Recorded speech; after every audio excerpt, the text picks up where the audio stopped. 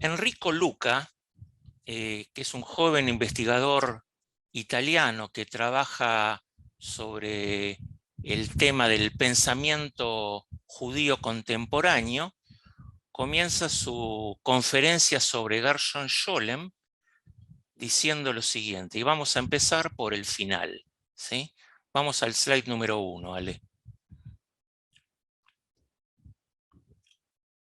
Bueno, dice así el texto: nos encontramos en Jerusalén el 22 de febrero de 1982, un poco después del mediodía. En Rejavia, el barrio residencial construido en principio de los años 30 por judíos de origen alemán, en presencia de las autoridades políticas y culturales del Estado de Israel, tuvo la ceremonia fúnebre de uno de sus ciudadanos más ilustres, Gershon Shalom o Gershon Scholem.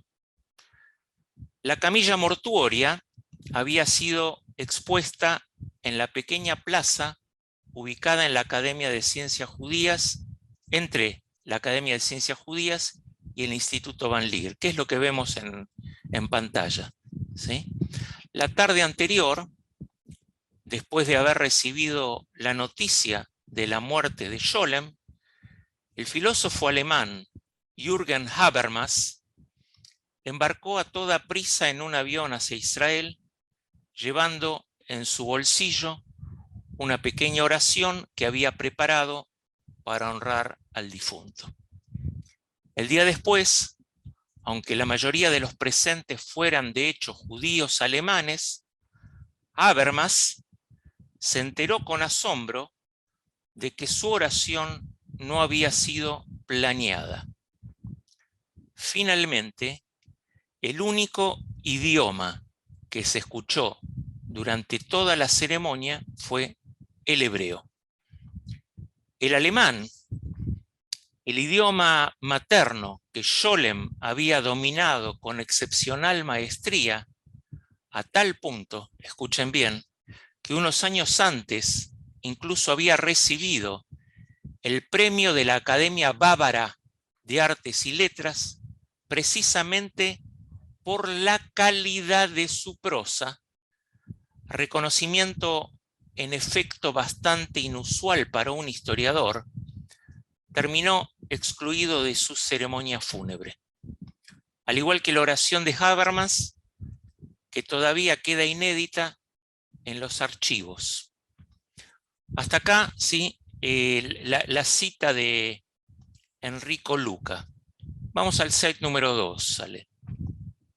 En abril de 1982, Jürgen Habermas, a quien vemos en la pantalla, escribe un artículo en la revista Merkur, considerada la publicación cultural más importante de Alemania, sobre su vivencia en el funeral de Scholem.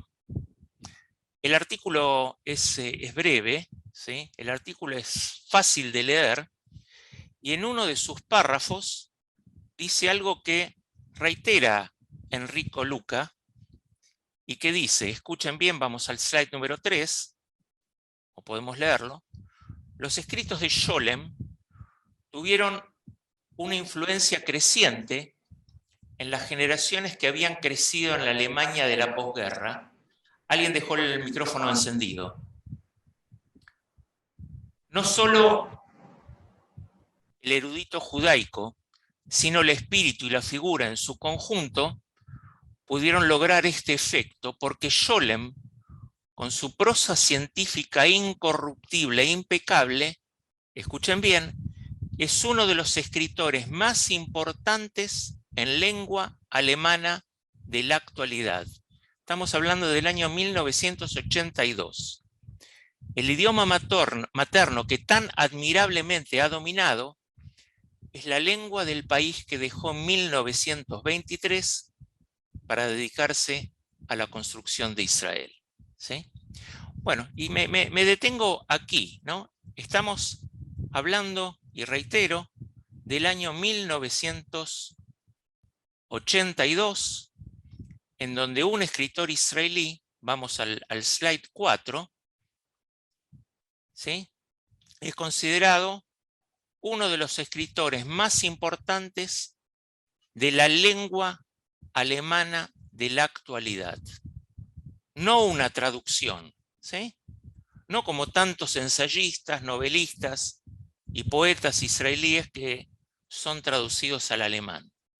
Él escribe en alemán y es uno de los escritores más importantes, según Habermas, de la lengua alemana, ¿sí? Yo lo considero esto realmente muy, muy fuerte, ¿no? Es muy penetrante. Es uno de los escritores más importantes de la lengua alemana de la actualidad. Pero en sus exequias, el idioma queda vedado, ¿sí? Bueno, y obviamente que podemos conjeturar cuál sería la causa de la ausencia del idioma alemán, ¿sí?, en el funeral de Scholem. Miren, no al azar, Rachel Elior, ¿sí?, una de las sucesoras de Scholem, que es profesora de filosofía judía en la Universidad Hebrea de Jerusalén, de pensamiento judío en la Universidad Hebrea de Jerusalén, comienza su posteo de Facebook en hebreo hace 2 semanas atrás, diciendo, ¿sí?, o mejor dicho, redactando una biografía de Scholem a raíz de su cumpleaños, ¿sí? Vamos al slide número 5, y cómo lo define, ¿sí? Comienza diciendo, hombre de la quinta aliá, es decir, del quinto grupo migratorio que llegó a Israel en el eslabón del movimiento sionista. Pero interesantemente, del alemán yo no encuentro rastro alguno, ¿sí?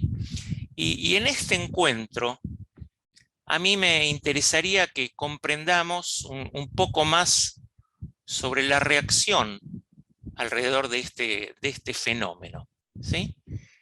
Y el título sería algo así como la reacción ante la cultura alemana en tierras de Israel, ¿sí? La reacción ante la cultura alemana en tierras de Israel. Entonces comencemos por aquí. Vamos al slide número 6. ¿Sí? Y me retrotraigo a este dibujo que pueden ver acá en la pantalla. Esta es la colonia alemana en Haifa al final del siglo XIX. A ver, Susi me dice que hay un ruido en la transmisión. ¿Todos escuchan el ruido? Si escuchan el ruido es un problema mío. Yo no escucho nada, Daniel. Bueno, ok, está todo bien entonces. Ok. Entonces vuelvo, me retrotraigo a este dibujo, ¿sí? Esta es la colonia alemana en Haifa al final del siglo XIX. Para que recuerden los que visitaron Haifa, 40 segundos de esta película que vamos a ver ahora. Vamos al slide número 7, Ale.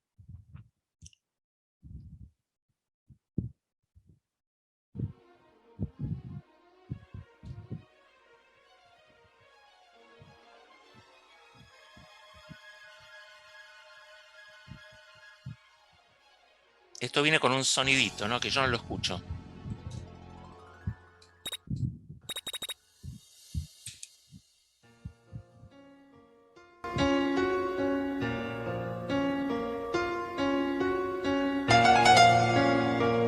Bueno, hasta ahí, hasta ahí. Vamos de nuevo si podemos.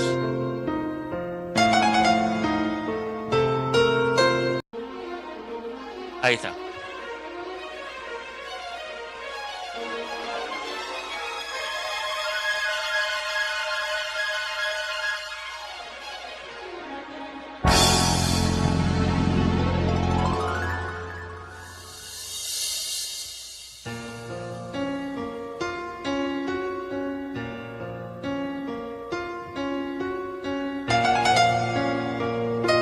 hasta ahí, porque el pajarito va a tomar agua 2 horas.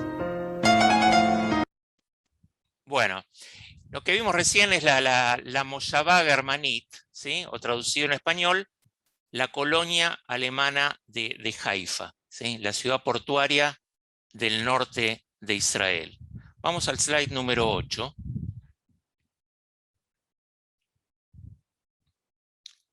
Acá ven una típica casa de la Moshavá Germanit, del barrio, la colonia alemana, ¿sí?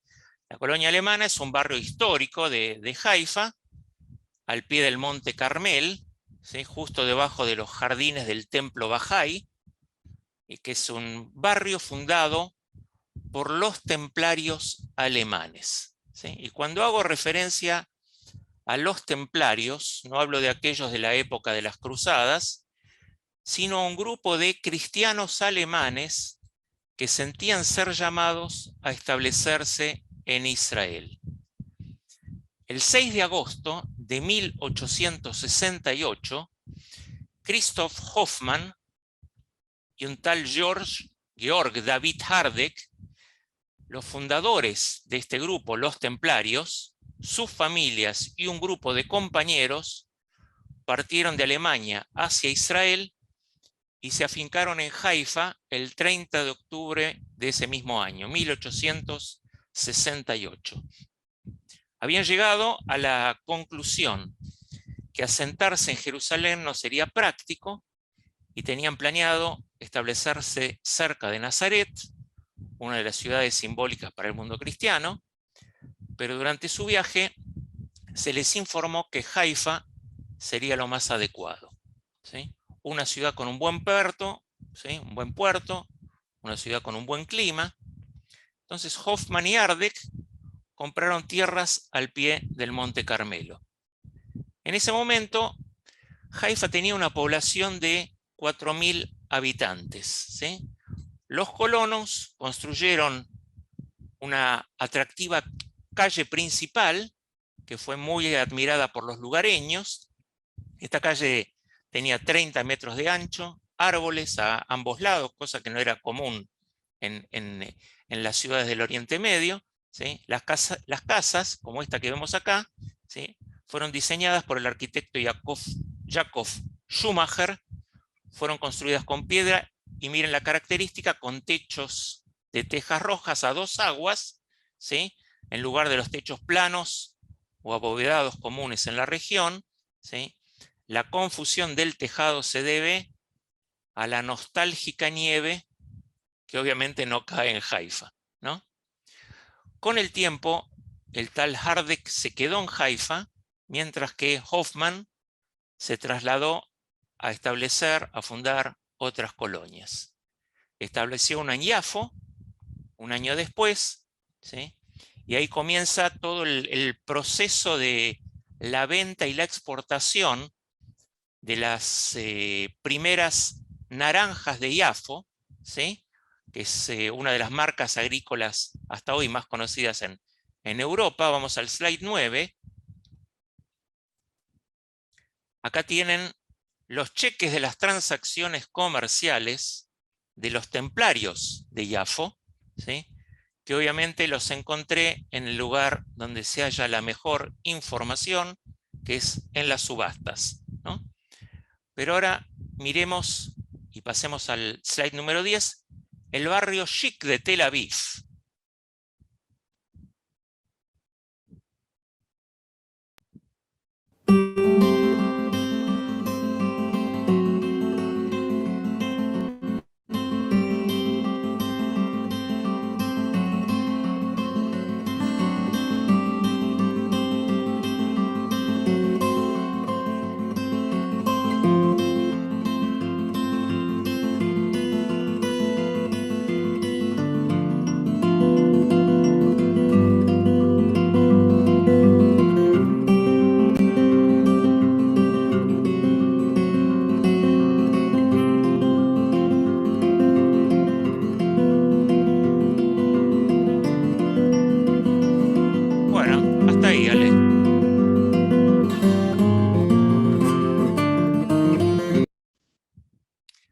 este barrio, ¿sí?, en el que paseamos cuando vamos a visitar Tel Aviv, Sarona, es obra de los templarios, ¿sí?, de los templarios alemanes.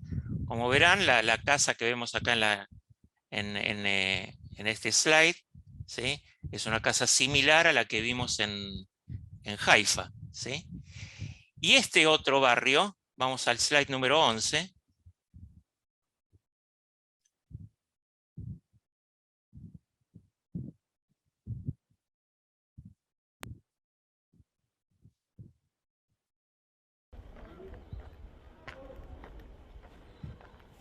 No, empezá del principio.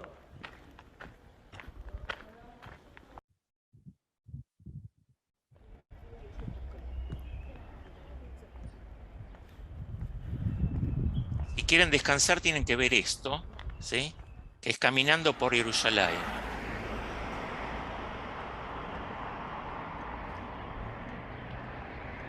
Este es el otro barrio en Jerusalén llamado Amoshavá Germanit, ¿sí?, la colonia alemana de Jerusalén.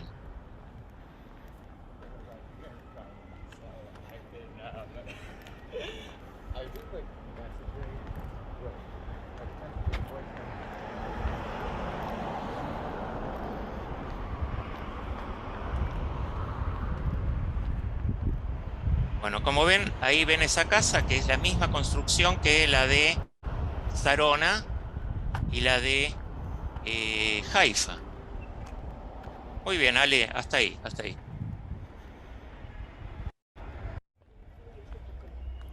¿Sí? Bueno, este barrio, este otro barrio, ¿sí?, la Moshavá Germanit de Jerusalén, ¿sí?, es también un barrio súper chic que es obra de los templarios.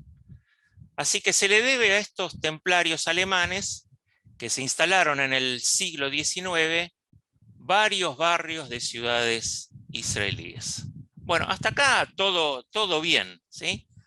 Pero no todo lo que luce es oro. Y quiero compartir ahora estas imágenes un tanto fuertes. Así que vamos al slide 12.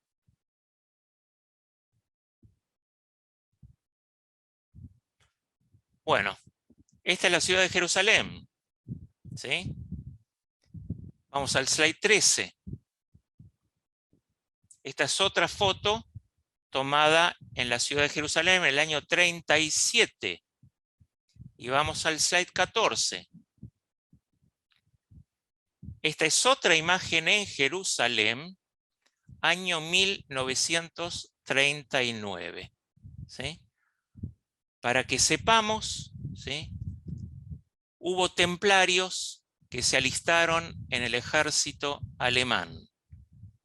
En 1938, casi el 20% de los templarios que moraban en Israel se afiliaron al partido nazi. ¿Sí? Yossi Ben Artzi, que es un investigador, un historiador, casualmente nacido en Haifa, sostiene que los miembros de la generación más joven se separaron en cierta medida de las creencias religiosas, ya que les parecían ingenuas y fueron receptivos al nacionalsocialismo alemán, nazi, mientras que los mayores intentaron combatirlo. Para vuestro conocimiento, ¿sí?, esto es un dato que encontré en un informe de la BBC, vamos al slide 15, que dice así. Curiosamente, el jefe nazi Adolf Eichmann, arquitecto de la solución final, cultivó la leyenda de que nació en la colonia templaria de Sarona. Ni más ni menos. ¿Sí? Pero seguimos. El líder de los templarios, Gottfried Wagner, un nazi destacado, ¿sí?, instruyó a la población de Sarona a no vender ninguna tierra a los judíos. Y el 12 de marzo de 1946, un equipo de la Haganah asesinó al líder de la comunidad, Gottfried Wagner. Vamos al slide 16. Aquí tienen la página 5 del 23 de marzo de 1946 del New York Times, ¿sí?, en donde refleja la noticia, ¿sí? Alemán asesinado en las afueras de Tel Aviv. Bueno, después del 48, con el recuerdo fresco de la Shoah, fue inflexible la prohibición de que aquel alemán que había sido miembro del partido nazi permaneciera en Israel. Y en 1962, el Estado de Israel pagó 54 millones de marcos alemanes en compensación a los propietarios de las casas que finalmente fueron nacionalizadas. El barrio de Sarona se incorporó al circuito de Tel Aviv. Parte de ella se convirtió en el complejo del Ministerio de Defensa israelí y a principios del siglo XXI, el área completamente renovada se convirtió en esa zona peatonal y de compras que hemos visto y que vemos cada vez que vamos a Tel Aviv. Vamos al slide 17. ¿Sí? A quien le interese el tema, aquí tiene una investigación sobre el mismo, yo no lo leí, pero es muy citado en todos los trabajos que leí sobre el tópico, ¿sí?, que de hecho es aterrador, pero que por otro lado es muy, muy interesante, ¿no? Pero quiero que veamos un poco más. Vale la pena detenerse en algunos detalles sobre las relaciones Alemania-Israel que comienzan en el año 1950. ¿Sí? Vamos al slide 18. Aquí tenemos al ministro David Ben-Gurión conversando con el ministro Konrad Adenauer. ¿Sí?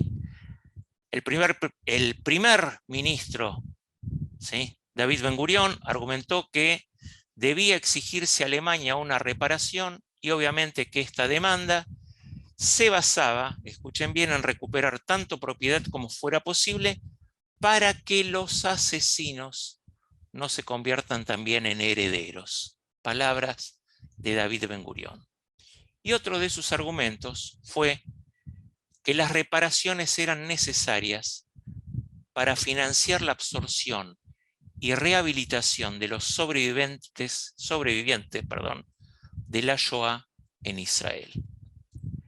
En respuesta a los llamamientos de las organizaciones judías y del Estado de Israel, previamente al discurso de Ben-Gurión en septiembre de 1951, el canciller Konrad Adenauer de Alemania Occidental se dirigió a su parlamento y dijo, vamos al slide 19, indescriptibles crímenes se han cometido en nombre del pueblo alemán, pidiendo indemnización moral y material. El gobierno federal está preparado, junto con representantes de organizaciones judías y el Estado de Israel, a lograr una solución del problema de indemnización material, facilitando así el camino hacia el asentamiento espiritual del sufrimiento infinito.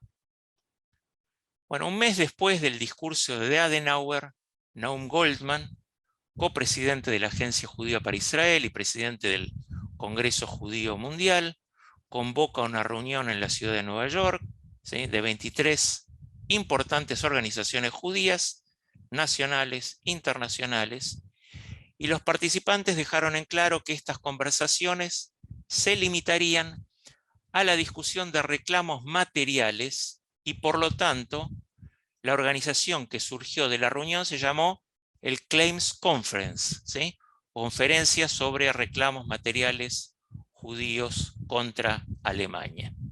Vamos al slide número 20. Aquí vemos a Naum Goldman frente al acuerdo en 1952. Naum Goldman es el que está con la lapicera, aunque el acuerdo fue firmado por Adenauer y Moshe Sharet, que es quien está a la izquierda, o sea, a la derecha de Naum Goldman. Esta foto es del 10 de septiembre de 1952. en el Ayuntamiento de Luxemburgo, el Parlamento alemán, ¿sí?, aprobó el acuerdo el 18 de marzo de 1953 por una amplia mayoría, 239 a favor y 35 en contra. Bueno, y ahora vamos a ver a David Ben-Gurión en uno de sus encuentros con Konrad Adenauer. Así que pasemos al slide 21, a esta película. Una película muy breve. Al principio no hay sonido y después van a escuchar.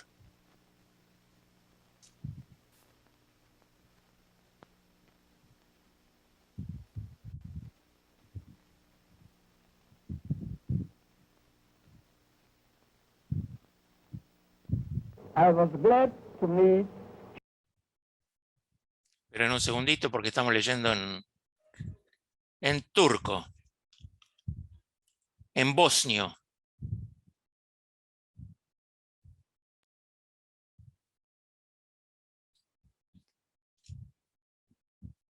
Ahora sí. I was glad to meet Chancellor Adenauer. My people cannot forget its past, but we remember the past not in order to brood upon it, but in order that it shall never occur again. I said in the Knesset, this is in Hebrew, the Israel Parliament, last summer, that Germany of today is not the Germany of yesterday. After having met the Chancellor, I am sure that that judgment was correct. I wish the Chancellor every success in his effort to guide Germany in the path of democracy and international cooperation. La cooperación, no la separación, la cooperación internacional. Bueno, pero pasamos ahora a otro cuadro de la situación. ¿Y qué es lo que pasaba en Israel? Vamos al slide 22. ¿Sí? En Israel el debate público fue uno de los más feroces de la historia de Israel. ¿Sí? La oposición al acuerdo vino tanto de la derecha, del Heirut y los Allgemeine Zionisten, ¿sí?, los sionistas generales, así como la izquierda, el Mapam. Ambas partes argumentaron que aceptar pagos de reparación equivalía a perdonar a los nazis por sus crímenes. El 5 de noviembre de 1951, Yaakov Hazan del Mapam dijo en la Knesset, vamos al slide 23, el nazismo está asomando su fea cabeza nuevamente en Alemania y nuestros llamados amigos occidentales están alimentando ese nazismo. Están resucitando a la Alemania nazi. Nuestro ejército, las fuerzas de defensa de Israel, estarán en el mismo campo que el ejército nazi. Los nazis comenzarán a infiltrarse aquí, no como nuestros enemigos más terribles, sino más bien como nuestros aliados. ¿Sí? La lucha se intensifica hasta el 7 de enero de 1952, cuando el debate se lleva a cabo en el Parlamento israelí. ¿Sí? Ahí se produce esa manifestación que recién vimos, en Kikar Zion, en la Plaza de Zion, en Jerusalén, ¿sí?, no lejos del edificio de la Knesset, del Parlamento, y Menachem Begin, entonces presidente del Heirut, habló duramente en la manifestación contra el gobierno. Y vamos al slide 24. Estas son las imágenes de la manifestación. Lamentablemente no tienen sonido, ¿sí?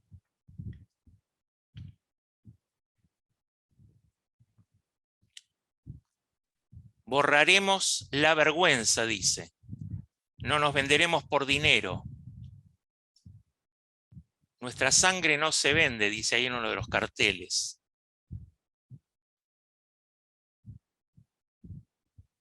Ahí lo vemos a Begin hablando al público. Y esto es lo que dijo Menachem Begin, ¿sí?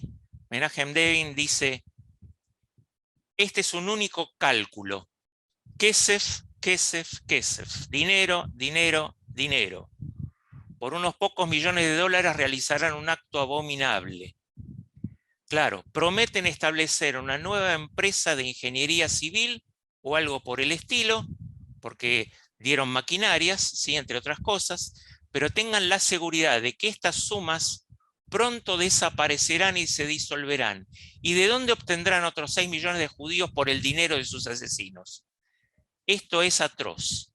Palabras de Menachem Begin, ¿sí? Cuando terminó de hablar, los emocionados manifestantes comenzaron a marchar hacia la Knesset, ¿sí?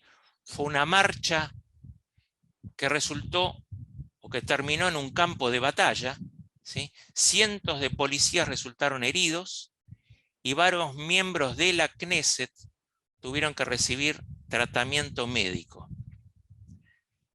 Y se avisoraron posibilidades de una guerra civil real, ¿sí? Que parecía demasiado real. Y no era la primera vez que esto de la guerra civil ocurría en Israel, ¿sí? La historia del famoso barco Altalena, que ya la vamos a ver en otra oportunidad, generó una batalla más feroz.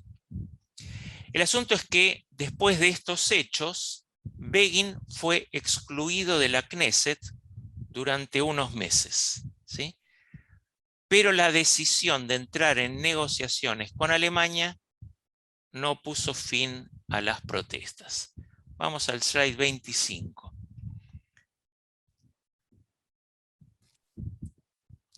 En octubre de 1952, Dov Shilansky, a quien yo personalmente conocí en la década del 80, fue arrestado cerca del edificio del Ministerio de Relaciones Exteriores llevando un paquete de dinamita, ¿sí? En el juicio fue acusado de pertenecer a una organización clandestina contra el acuerdo de reparaciones y fue condenado a 21 meses de prisión, ¿sí? A pesar de las protestas, para que sepan, Dov Shilansky, ¿sí? Terminó siendo el portavoz de la Knesset, del Parlamento israelí en los años 80, ¿sí? Y candidato a ser presidente del Estado de Israel en una oportunidad. A pesar de las protestas, el acuerdo se firmó en septiembre de 1952 y Alemania Occidental pagó a Israel una suma de 3.000 millones de marcos durante los siguientes 14 años, y los reclamos siguen hasta el presente. Y les voy a contar algo. Hoy salí a caminar y yo cuando camino escucho, entre otras cosas, escucho la radio israelí. Y hay una propaganda de la radio israelí de una organización, ¿sí? Que reclama a las compañías de seguros alemanas que se quedaron con dinero, ¿sí? De los judíos. Entonces dice la propaganda, si vos tenés alguna sospecha de que se quedaron con el dinero de tu familia estas organizaciones, ¿sí? Estos organismos de seguro alemanes, por favor llama al número tal y tal y tal. Por eso el reclamo sigue hasta hoy a la tarde, ¿sí? Pero veamos otros detalles que tuvieron que ver con la vida cotidiana. Vamos al slide 26. Aquí traigo ni más ni menos que la figura de Marlene Dietrich, ¿sí? Para quienes no la conocen, Marlene Dietrich nació en 1901 en Alemania, saltó al estrellato en 1930 después de su actuación en El Ángel Azul, dirigida por Joseph von Sternberg, que emigró a los Estados Unidos en los años 30.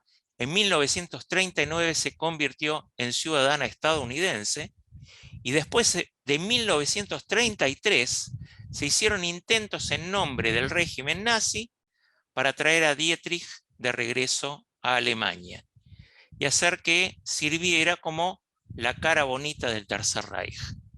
Ella lo rechazó, el régimen nazi calificó a Dietrich de traidora y la boicoteó. Cuando Estados Unidos se unió en guerra contra Alemania, Marlene Dietrich quiso ayudar haciendo lo mejor que sabía hacer, ¿sí? Que era actuar para las tropas estadounidenses y europeas en el frente, a veces inclusive arriesgando su vida. Abrió su hogar a expatriados europeos, y cuando las fuerzas aliadas invadieron Alemania, ella se unió a las tropas estadounidenses y se reunió finalmente con su familia. Y ahora empieza la historia que a nosotros nos interesa. Cuando sale a luz el juicio a Eichmann, Marlene Dietrich llama al productor de espectáculos israelí, Giora Godik, para hacer una gira en Israel. Giora Godik era, para decir a alguien, el Alejandro Romay de Israel, ¿sí? Él acepta, y miremos esta breve película del noticiero israelí. Vamos al slide 27.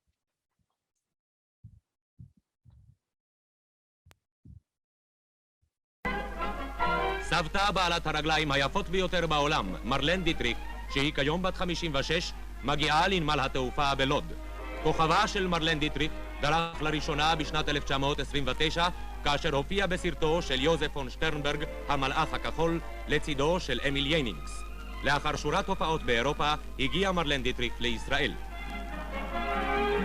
Ese que ven en Larión es Giora Godik, personaje. Muy bien. Y vamos a ver esta otra breve película, ¿sí? De Marlene Dietrich también en Israel. Y miren el detalle, ¿sí? Acá se reúne con Zalman Shazar, presidente del Estado de Israel, y miren el detalle cuando la saluda a la esposa del presidente, que Marlene Dietrich, ¿sí? Quiere besar la mano y ella le retira, ¿sí? La mano cuando Dietrich la quiere besar. Así que vayamos a la película.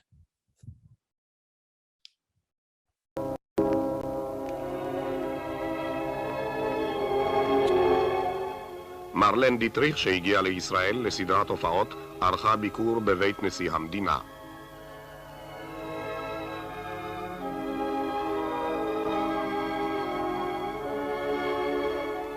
האורחת נתקבלה על ידי הנשיא ורעייתו שהגישו לה זר סיגליות. בעת הפגישה הקצרה סיפרה הזמרת לנשיא על חוויותיה בישראל.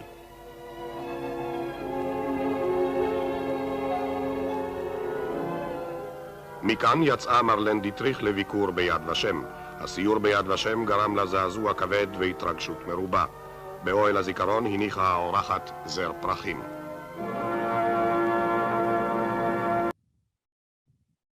Muy bien. Lo mismo ocurre cuando ella quiere besarle, ¿sí? El número, escuchen bien, a una sobreviviente del campo de Auschwitz. No pude encontrar la foto, ¿sí? Pero créanme que yo la vi, ¿sí? Créanme que vi la foto. Y miren algunas fotos, vamos a seleccionar algunas fotos de Marlene Dietrich, vamos al slide 29, ¿sí?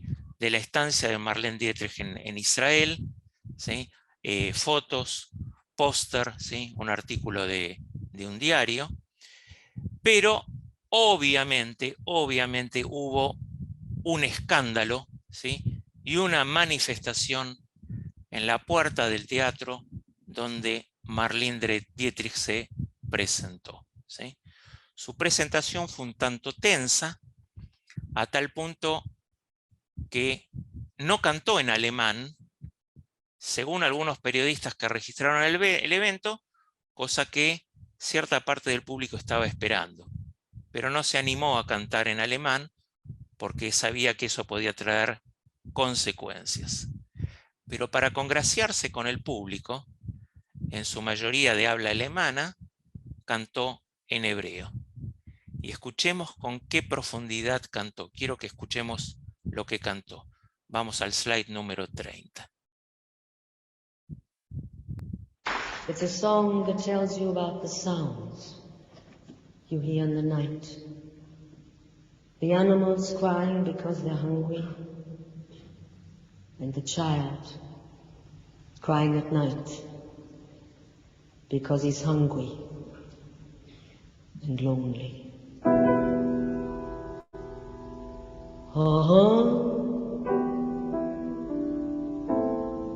Mahakolat Shambalayla Ho Tan Mayalem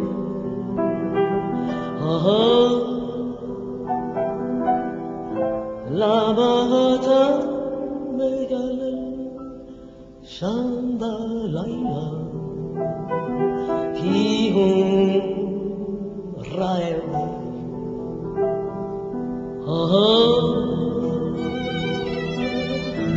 Mahakolat Shambalayla Yele Bahe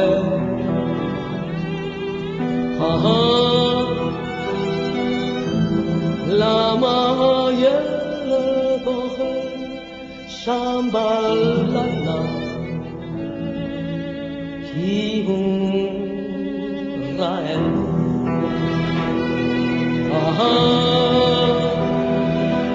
Mahakolat Shambalayla Tan Mayalel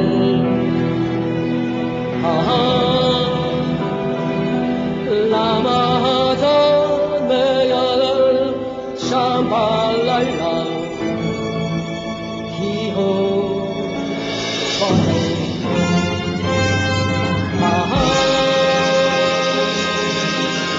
Mahakolat Shambalayla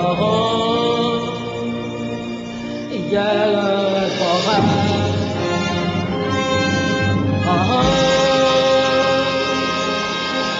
Lama Yele Bahe Shambalayla Kihun Bahe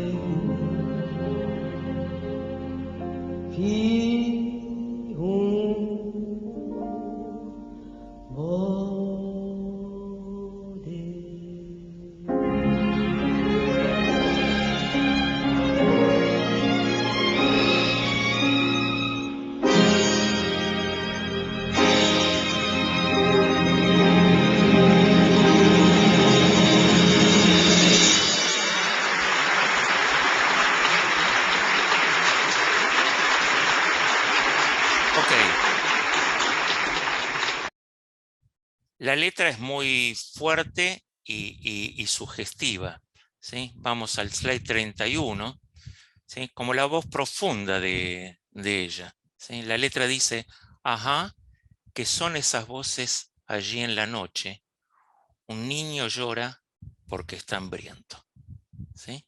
Bueno, y vamos al slide 32. Estas son fotos que recorrieron el mundo. Teddy Kollek, aquí lo vemos al mítico alcalde de Jerusalén, ¿sí? Mirando, según dice, las piernas más bellas de Occidente. Y cuando le preguntaron por esta foto, ¿sí? Teddy Kollek respondió, ¿qué piernas ni piernas? Miren la cara de preocupado que tengo, ¿sí? Que no me cierra el presupuesto. Esas fueron las palabras de Teddy Kollek. Pero sigamos un poco más con esta, ¿sí? Esta biografía, llamémosle cultural, ¿no? Vamos al slide número 33. Este es un artículo en yiddish de un diario llamado Morgenjournal de 1911, que hace referencia a Gustav Mahler, ¿sí? El músico, un judío que se convirtió al cristianismo, y el título de esta nota, ¿sí? Lleva como título esta nota, ¿sí? Antisemitas y judíos están de acuerdo. Gustav Mahler es un compositor judío. Miren, Mahler tiene una cantata en alemán llamada Das Lied von der Erde, ¿sí? La canción de la tierra. Cuando la obra iría a ser estrenada en el Teatro de Jerusalén en la década del 60, la presión fue tal que el oratorio fue cantado en inglés. El tema de Mahler, ¿sí? En Israel es muy interesante. Hay una investigadora de la Universidad de Jerusalén, ¿sí? Julia Kreining, que da cuenta de ello en un trabajo, de cómo hubo idas y vueltas con la obra de Mahler. Pero al final se impuso, ¿sí? Mahler se impuso, y desde enero del 2007, una plazoleta de Tel Aviv lleva su nombre. Debe ser tan diminuta esa plazoleta que no la pude encontrar en ningún mapa. Vamos al slide 34. Pero lo que sí encontré, ¿sí?, es la calle Toscanini, esquina Bronislav Huberman, ¿sí?, que fue el fundador de la Orquesta Filarmónica de Israel, ¿sí? Entonces vamos al slide 35. En este sentido, ¿sí?, siguiendo en la misma línea de la Orquesta Filarmónica de Israel, el tema de Wagner, ¿sí?, sigue siendo de gran debate. Año 1981, la Orquesta Filarmónica de Israel ejecuta música de Richard Wagner en el Auditorio Mann de Tel Aviv. De este debate Norma y yo nos recordamos, ¿sí?, porque era nuestra época de estudiantes en Israel. En varias ocasiones, diversos directores de orquesta, ¿sí?, intentaron romper esa prohibición de ejecutar a Richard Wagner, ¿sí?, argumentando que se podía distinguir entre el Richard Wagner, autor de artículos y panfletos antijudíos, y el Richard Wagner, compositor, ¿sí? Bueno, fue inútil, las protestas surgían de todas partes, hasta que Zubin Mehta, a quien vemos acá, el gran director de orquesta de renombre internacional y director artístico de la Orquesta Filarmónica de Israel, ¿sí?, a quien con Saúl vimos hace 3 años atrás en el pasto del Gana Pahamon, ahí en Tel Aviv, ¿sí?, escuchando su último concierto con la Orquesta Filarmónica. Bueno, pero estamos hablando del 81, decidió levantar por sorpresa el boicot sin advertir a nadie para prevenir cualquier sorpresa eventual, y al final de un concierto de abono anunció repentinamente que iba a dirigir un extracto de la ópera Tristán e Isolda, que como saben es una de las obras más famosas de Richard Wagner. Bueno, un pesado silencio planeó sobre el auditorio. ¿Y qué dijo el amigo Zubin Mehta? ¿Sí? Ustedes me conocen y ya no necesito demostrar mi amor por Israel. Comprendo los sentimientos de quienes pasaron por los campos de concentración. Israel es un país democrático. Quien no quiere escuchar la música de Wagner puede abandonar la sala, ¿sí? Así dijo el director de la orquesta. Todavía no había terminado Zubin Mehta esta breve alocución cuando empezaron a resonar los primeros gritos. En las primeras filas hubo una discusión que degeneró en puñetazos, ¿sí? Y Abraham Malamet, violinista de la orquesta, gritó: no solo soy incapaz de tocar la música de Wagner, sino que me es imposible escucharla. El trombón lo apoyó enseguida, ¿sí?, pero fueron minoría, y el resto de la orquesta sostuvo a Zubin Mehta. Zubin Mehta levantó su batuta. Solo para que tengamos una idea, esto fue de otra oportunidad, vamos al slide 36, cuando hubo otro concierto en el que ejecutaron música de Wagner. Esto es una manifestación. En la puerta.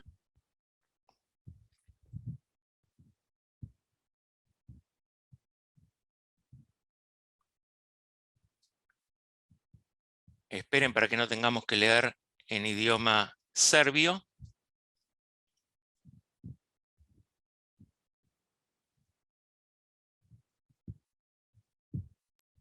We are here to say that it doesn't make sense that a public Israeli orchestra will play in a festival that is related directly to the Third Reich and to the Nazi culture. Some will say separate arts and political views. Why do you have to put them together? We put them together because Wagner put them together. Wagner wrote an article about the Jews and the music.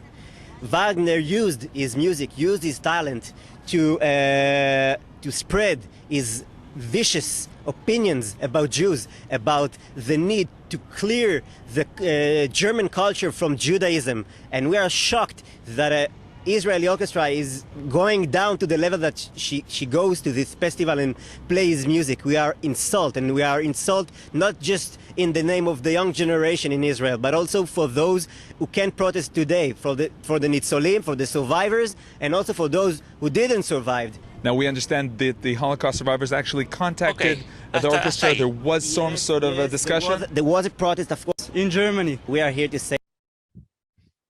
Ok, la historia sigue hasta hoy día. Vamos al slide 37, Ale. Con la música. El 30 de agosto de 2018, la Radio Pública de Israel, con la música, se disculpó por haber transmitido la ópera de Richard Wagner, Götterdämmerung, ¿sí? El crepúsculo de los dioses, en un programa llamado As You Want, producido por un tal Uri Marcus. Comenzó a emitirse una grabación en vivo del tercer acto de la ópera. Sin embargo, unos minutos más tarde, la música fue interrumpida por una pausa de 40 segundos. El locutor de la radio pública israelí dijo: las directivas en la emisora pública permanecerán como lo han estado durante años. El trabajo de Wagner no se tocará en Kan Kol HaMusika, ¿sí? En otro orden, el primer violín de la Orquesta Sinfónica de Israel, Haim Taub, declaró: viajamos en Mercedes-Benz y es impuro Richard Wagner. Beethoven también fue autor de algunas notas antisemitas y se lo interpretaba en los campos de concentración. ¿Habría que excomulgarlo también a él?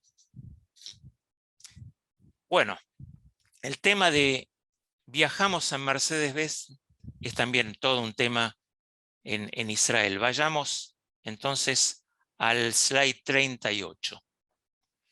El tema de Mercedes-Benz, ¿sí?, es también una historia per se interesante, porque hubo reacciones en contra de utilizar Mercedes-Benz en Israel, ¿sí?, en los principios de la década del 50, mitad del 50 al 60, ¿sí? Pero la saga del Mercedes-Benz es de por sí increíble, ¿sí? Hay una foto famosa de Hitler, que yo no la quise poner, Hitler y Ymach Shemo, que se ha borrado su nombre, ¿sí?, de 1934, que lo muestra de pie en la parte trasera de un Grosser Mercedes de 8 cilindros en línea de 7.6 litros, encabezando un desfile de nazis por el primer tramo completado de la autovía entre Frankfurt y Darmstadt. Pero la historia es previa. Vamos al slide 39. ¿Quién era Mercedes? Ni más ni menos que la nieta. Mercedes era la nieta del destacado erudito rabínico Adolf Jelinek, a quien vemos en pantalla, del cual hemos hablado la clase anterior. Adolf Jelinek, de algún modo vinculado al gran Gershon Scholem, ya que es muy citado por este último en sus investigaciones, porque Jelinek escribió sobre la historia de la Cábala, ¿sí?, en la tradición de la erudición occidental. Jelinek es conocido por su trabajo en alemán sobre Abraham ben Shmuel Abulafia, nacido en España en 1240, ¿sí?, quien fueron de los primeros estudiosos de la Cábala. Resulta que el hijo de Adolf Jelinek, Emil Jelinek, ¿sí?, como buen hijo de rabino, era un bon vivant, ¿sí?, piloto de carreras, quien más tarde se convirtió en lo que en tiempos modernos llamaríamos un ejecutivo de relaciones públicas. Con el tiempo, Emil Jelinek sería el cónsul austrohúngaro en Niza. Se movía en esos círculos elevados y condujo autos marca Daimler a altas velocidades con buenos resultados, todo lo cual lo hizo sumamente influyente en la venta de automóviles. La única desventaja que encontró en Niza fue que el nombre teutónico de Daimler, ¿sí?, era desagradable para los franceses. Así que insistió en que el nuevo modelo de Daimler para 1901 llevara el nombre de su hija, ¿sí? Mercedes. Jelinek, durante un tiempo de su vida alocada, vivió en Marruecos, de donde se llevó a una hermosa novia sefaradí, y como producto de ese amor nació Mercedes, ¿sí? Y así fue como el automóvil pasó a llamarse Mercedes. Es decir, que cuando nos sentamos en un Mercedes, estamos simbólicamente sentados sobre las rodillas de la nieta de un rabino, ¿no? Así que cuidadito. Pero la paradoja es que el auto más alemán del mundo, con el que desfilaban los nazis, lleva el nombre de la nieta de un rabino. Pero Emil Jelinek no se detuvo en nombrar el auto Daimler de 1901 en honor a su hija, ¿sí? Agregó su nombre al suyo en 1903 y vivió el resto de sus años como Emil Jelinek Mercedes.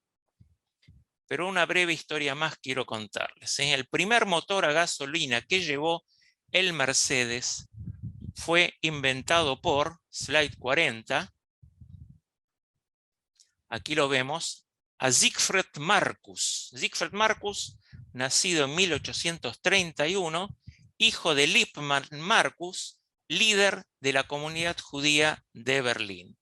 Vamos al slide 41. El de arriba es el primer coche de Marcus y el de abajo el segundo, en 1888. Este último auto se exhibió en el Technisches Museum de Viena, el Museo de Tecnología de Viena, y ASME, la Sociedad Estadounidense de Ingenieros Mecánicos, que declararon y reconocieron oficialmente a Marcus como el inventor del automóvil, ¿sí? Siegfried Marcus murió en 1898 y fue enterrado con honores en el Cementerio Central de Viena. Durante esos días, todos los organismos oficiales encargados de moldear la memoria lo reconocieron como el primer hombre en poner en marcha un vehículo de gasolina, ¿sí? Y luego llegaron los nazis. El Ministerio de Propaganda alemán publicó un documento oficial en julio de 1940 que decía, en honor a la Administración General de la compañía Daimler-Benz, en el que se atribuye la invención del automóvil moderno a dos ingenieros alemanes, Gottlieb Daimler y Karl Benz, y no a Siegfried Marcus, ¿sí? Cuando los nazis anexaron Austria, la estatua de Marcus, que había sido emplazada en el jardín de entrada del Museo Teichler de Viena, fue retirada, pero eso no fue suficiente para satisfacer la maquinaria de propaganda nazi, ¿sí? La tumba de Marcus fue profanada y destruida. Bueno, se intentó corregir esta injusticia cuando terminó la guerra. Vamos al slide 42. Su estatua fue devuelta al Museo Technisches de Viena, ¿sí? Que se encuentra en el jardín delantero del museo, ¿sí? Finalmente, y ya vamos terminando con el encuentro de hoy, en Israel funciona hasta hoy día una organización llamada Irgun Yekes. Vamos al slide 43. ¿Sí? Irgun Yekes, Asociación Israelíes, ¿sí? de la Centro Europa. Irgun Yotzei Merkaz Europa, ¿sí? Para los que no saben, Yeke es el apodo para designar a los judíos alemanes. Hay un museo que funciona hoy en el Parque Industrial de Tefen, ¿sí? En el norte de Israel, llamado Museum Hayeke. Vamos al slide 44, vamos a ver algunos segundos del Museum Hayeke.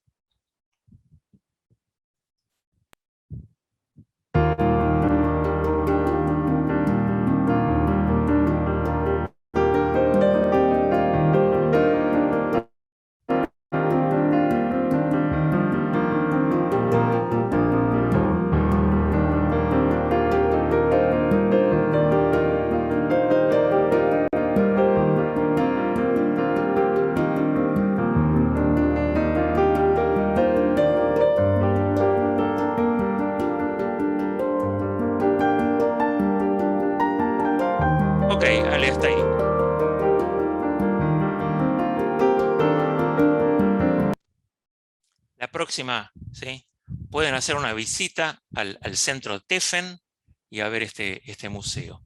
Y como saben, hacer los yeques, ¿sí?, recogieron las memorias en un libro llamado Sefer HaZichronot, en la que registran historias, ¿sí?, de los yeques, de los primeros inmigrantes a la tierra de Israel, ¿sí?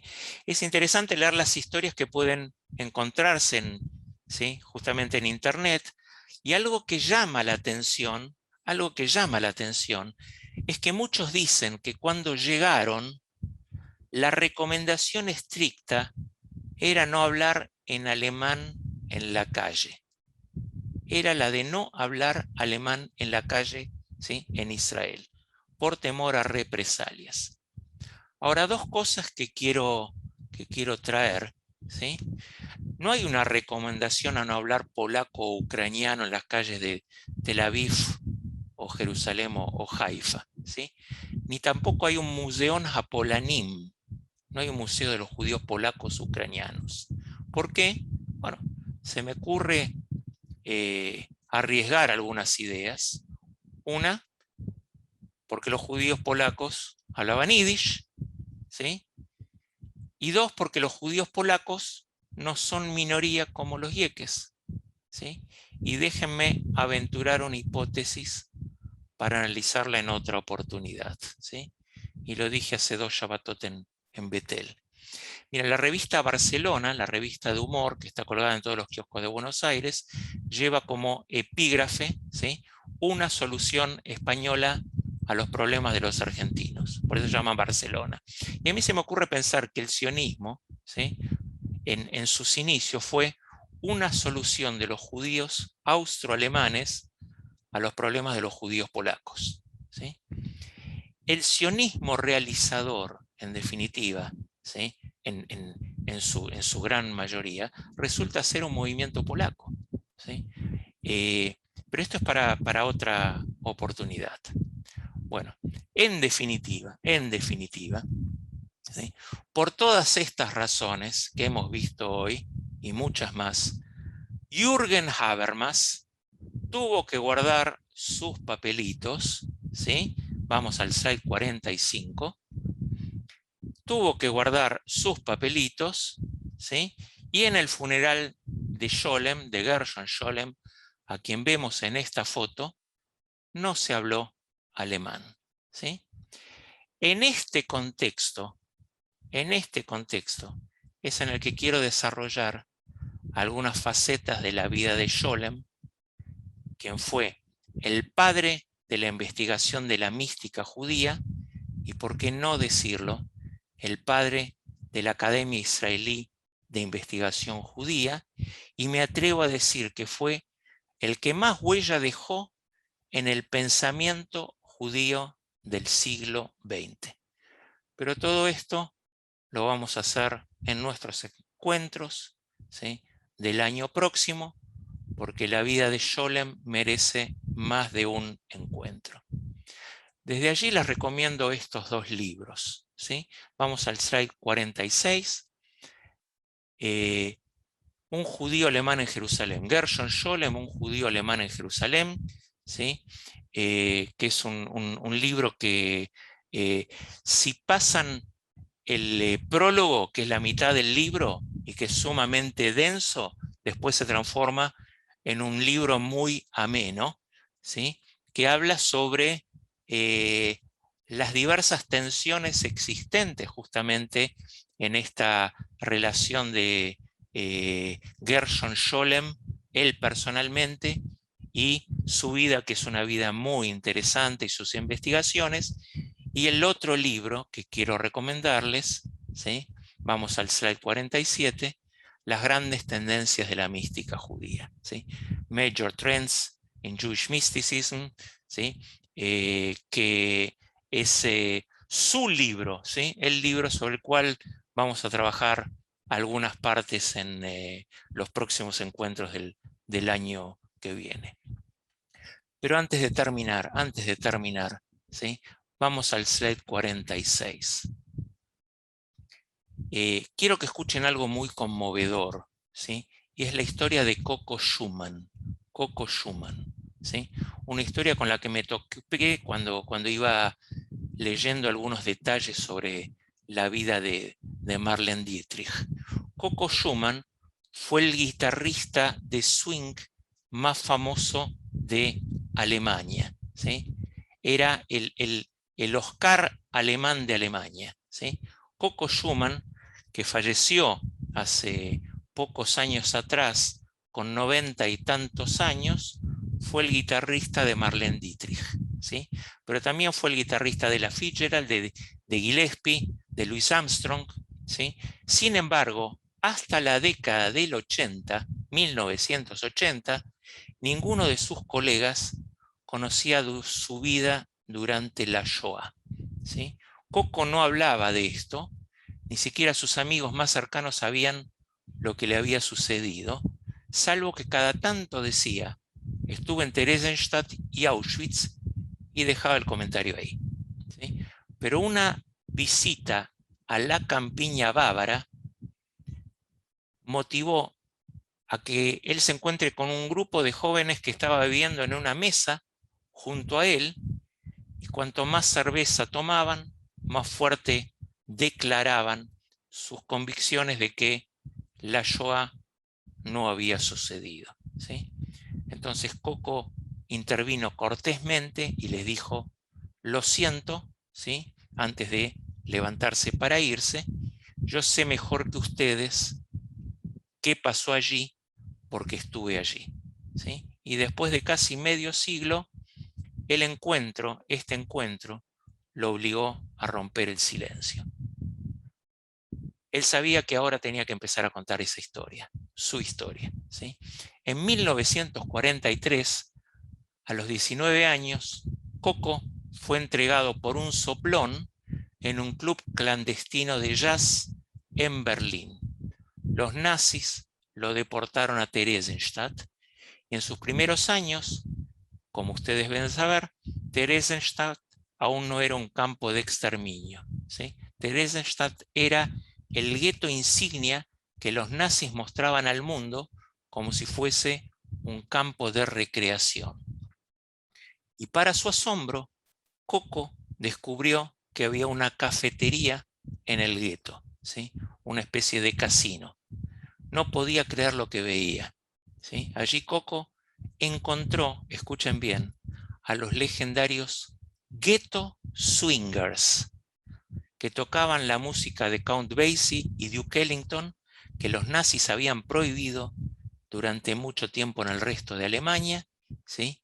Esto parecía una melodía de fondo surrealista de cataclismo de la guerra. Y debido a que el baterista del Ghetto Swingers había sido deportado a Auschwitz unos días antes, Coco tomó su lugar. Finalmente todos fueron deportados a Auschwitz y solo 3 de los 16 músicos sobrevivieron. Pasada la guerra, se le pidió a Coco Schumann que formara una banda junto con otros 2 miembros del Ghetto Swingers. Y dijo Coco, la música nos salvó la vida, ¿sí? Pero antes de terminar, ¿sí? Como final de este encuentro, vamos a escuchar al gran Coco Schumann. Así que, querido Ale, slide número 47.